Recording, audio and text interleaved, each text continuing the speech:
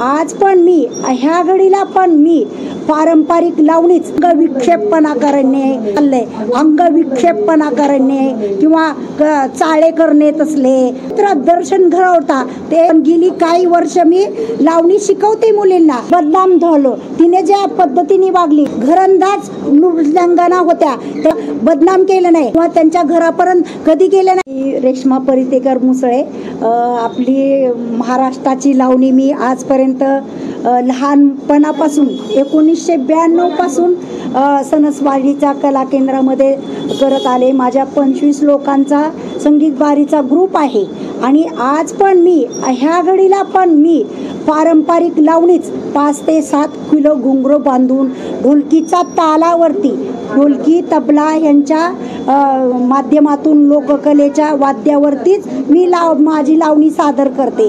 आज जे लावणीचं वेगळं प्रकारचं प्रदर्शन चाललंय, अंगविक्षेपणा करणे किंवा चाळे करणे तसले काय म्हणजे विचित्र प्रकारे जो मी जे लावणीचं विचित्र दर्शन घडवता ते महाराष्ट्राची लावणी नाहीये. पण गेली काही वर्ष मी लावणी शिकवते मुलींना, पण अशा पद्धतीची लावणी नाहीये.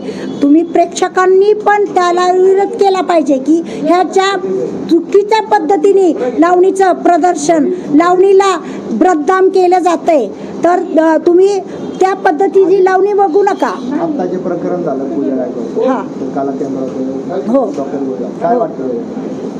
मलाच लाज वाटते की आपण कलाकार आहेत. खरं सांगते, त्या ह्याच्यामुळं आम्ही सगळ्या नृत्यांगना बदनाम झालो. तिने ज्या पद्धतीने वागली, काय तिच्या मागं पार्श्वभूमी असेल असं काही नाही. पण आजपर्यंतच्या काळामध्ये कोल्हाटी समाजाच्या, कळवाती समाजाचा, टोंबारी समाजाच्या ज्या नृत्यांगना घरंदाज नृत्यांगना होत्या त्यांनी आजपर्यंत कुणाला बदनाम केलं नाही, कुणाला त्यांच्या जीवावर उठल्या नाही किंवा त्यांच्या घरापर्यंत कधी गेले नाही. त्यांचं कधी आयुष्य उद्ध्वस्त आजपर्यंत केलेलं दिसत नाही. आमचा संसार उद्ध्वस्त झाला तरी चालेल, पण आम्ही कुणाच्या घरापर्यंत जात नाही किंवा कुणाला बदनाम करत नाही किंवा एका व्यक्तीसमोर सोबत आम्ही 25 वर्ष संसार केलेला आहे, पण कधी त्याच्या नावाची वाच्यता केली नाही आम्ही आजपर्यंत.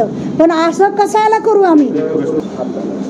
तिने समजून घ्यायला पाहिजे होतं किंवा त्यांनी पण ही आत्महत्या करण्याचा मार्ग म्हणजे काही शेवटचा मार्ग नसतो. तिची पार्श्वभूमी बघायला पाहिजे होती. पण मला एक समजलं, मला काय जातीवाचं बोलायचं नाहीये, पण ती मुलगी काय आमच्या ह्या समाजापैकी नाहीये. म्हणजे ती ज्या मुली आल्यात आता काय तुम्ही त्या प्रत्येक समाजाची पार्श्वभूमी बघा, कोण कशासाठी येतं.